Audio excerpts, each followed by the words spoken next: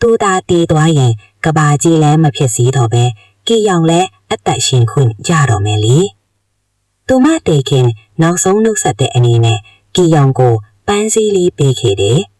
မင်းအမြဲတမ်းပျော်ပျော်ရွှင်ရွှင်နေစေချင်တယ်လို့ပြောပြီးမင်းဟိုတယောက်ကီယောင်ရဲ့ရှေ့တာတင်းတဖြည်းဖြည်းနဲ့ပျောက်ကွယ်သွားပါတော့တယ်ကီယောင်ခမမှာတော့ရင်ကွဲမတတ်ငိုကွဲကြံရစ်ခဲ့တာပေါ့မင်းဟိုပေးဆက်သွားခဲ့လို့ကီယောင်ရဲ့ဦးနောက်အကျကလုံးဝပျောက်ကင်းသွားခဲ့ပါတယ်ဒါပေမဲ့သူမကတော့မင်းဟိုကိုလွမ်းလွန်းလို့ယူမတတ်ပါပဲသူ့ဖုန်းစီကို message တွေပို့လိုက်ကိုပါကိုဖြန်းဖြေလိုက်နဲ့အလွမ်းဖြေနေရခဲ့ရတယ်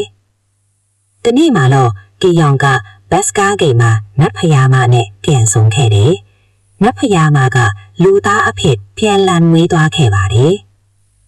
နတ်ဖယားမကလူသားအချစ်ကိုတနာသွားလို့လားမသိပါဘူးမဲဟိုကိုလည်းလူသားတယောက်အနေနဲ့ကဘာမြေကိုပြန်လွတ်ပေးခဲ့ပါတယ်မိုးရွာနေတဲ့ညတညမှာဘတ်စကားဘော်ကကီယောင်လဲကြမလို့ဖြစ်တဲ့အချိန်လက်တစ်ခုကလန်ဖမ်းလိုက်တယ်